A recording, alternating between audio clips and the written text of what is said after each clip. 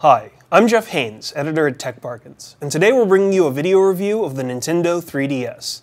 Nintendo has long been at the forefront of portable gaming ever since the introduction of its wildly popular Game Boy.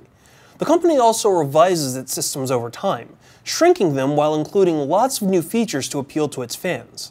The Nintendo 3DS is the evolution of this strategy, improving on the strengths of the DS line while adding lots of new technology to make this a surprising portable device.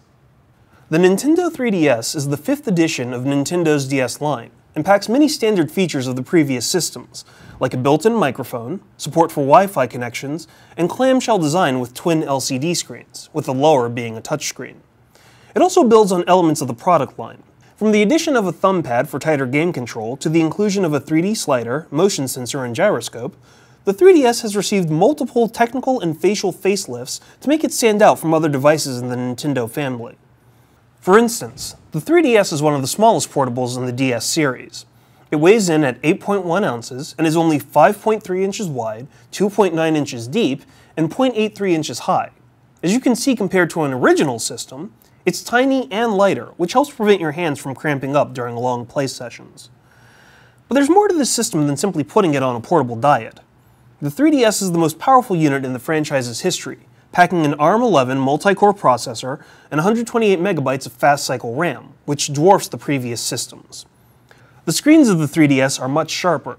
The top screen can display up to 16.7 million colors at a pixel resolution of 800 by 240 and 320 by 240 for the bottom screen. It's also no longer limited to internal storage, since each system comes with one 2GB SD card to store games, music, and other files, and this can be expanded further with external SD or SDHC cards. Now, the most obvious addition to the 3DS is 3D viewing of content without the need for passive or active glasses. The 3DS does this with the use of binocular parallax viewing of media, which projects a separate image for your left and right eye, allowing your brain to see movies and pictures with depth in 3 dimensions.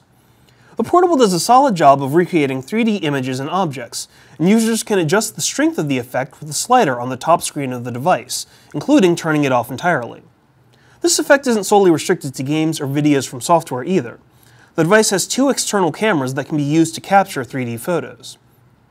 The 3DS has backwards compatibility with other DS games, so your older library of DS game cards and downloadable DSiWare will work as well.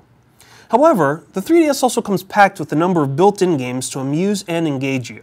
For example, it comes with Face Raiders, which takes advantage of the system's cameras, along with motion and gyroscope sensors, to produce a creative AR, or augmented reality, shooter. The 3DS also comes with AR cards, which can be used to play AR games like fishing or archery on any plain, flat surface. Thanks to these features, you've always got something that you can play at your fingertips.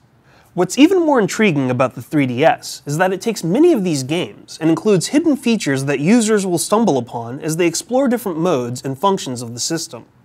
For example, the DS has an activity log that tracks the number of minutes that you play a game and the number of steps that you've taken. For every 100 steps you take, you earn a play coin, which can be redeemed in AR games and some compatible DS game cards for bonus unlockable content.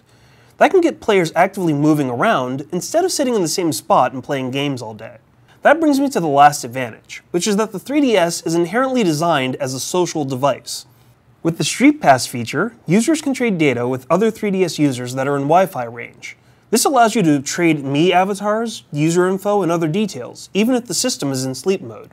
Much of this info can also be used to contact people for multiplayer matches, or to use their avatars in other games, or even within the friendly lobby known as the Me Plaza. You can even use traded info in games like Find Me, which allows you to import friends into a hidden RPG-driven adventure in the Me Plaza. In fact, you'll find that the more people you contact and make friends with, the more that you can unlock or explore functions of the 3DS, which is an interesting twist on the standard friends list formula.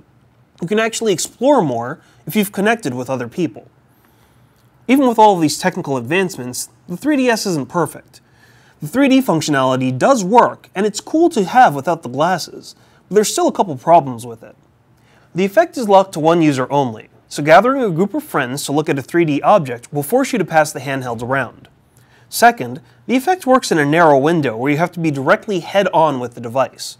Placing it on a tilt, or looking at it from the side will either ruin the effect or provide you with a large headache. Speaking of headaches, The 3D can really hurt your eyes.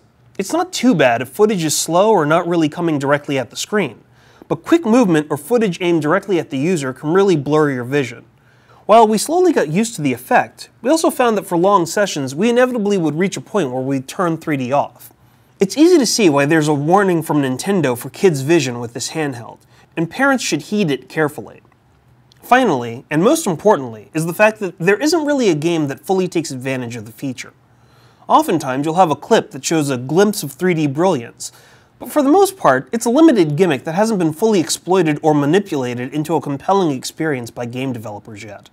We also found that while it's technologically advanced, the 3DS is held back by some pretty traditional technical issues.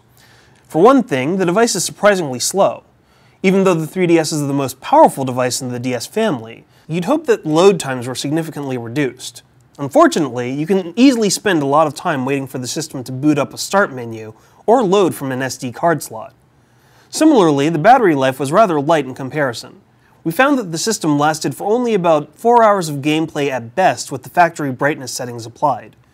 This is pretty bad since there aren't any optical drives attached to the system, but it's especially horrible when you consider that the original DS could easily last 2.5 times as long, and later DS systems could easily outpace this by up to 4 times on the lowest brightness settings. The battery life may be a bit longer when it comes to playing an older DS game, but you can't fully take advantage of all of the 3DS features when playing older games as well. This means no 3D functionality, no Street Pass or Spot Pass use either. So the longer battery life isn't a plus, especially if the social function is eliminated by an older game. Finally, we found some features that are included with the 3DS can easily be worked around. For instance, the activity log feature that helps get players to walk for coins can easily be defeated by closing the 3DS and shaking it for a few seconds. While we don't expect that kids will simply sit around and shake their systems for coins, you would hope that there would be some tighter controls on something like this, especially for unlockables. The last issue that we have with the system is the price of the 3DS itself. Customers can expect to pay $250 for the system, which is a lot of money for a portable gaming device. For $40 more, you can pick up a much more powerful PS3 or 360, and for $100 less, you can even get Nintendo's Wii console. While that's a strike by itself, the lack of a solid launch lineup of games holds the 3DS back also. While it did have a few gems here and there, but the majority of games that will take advantage of the system won't be released for months. Similarly, other features like the promised Netflix or 3D video channels, downloadable store channels, and web browser functionality won't be implemented for another few weeks at best. That's a high premium to pay for something that isn't fully fleshed out in function and lineup. We were somewhat torn on the Nintendo 3DS. It's an incredible piece of technology that does produce 3D movies and images. It's backwards compatible, and it has loads of hidden features in games to make users more active and social. On the other hand, it's technically limited, the 3D is gimmicky and underused, and for the price you pay, what you get is actually pretty expensive. We have no doubt that these issues will be resolved in the future, but for right now, this is probably a device for the hardcore Nintendo fan only. For these reasons, we decided to give the Nintendo 3DS a 3.5 out of 5. For more reviews on the latest products, as well as coupons and deals on systems like the Nintendo 3DS, be sure to check out techbargains.com.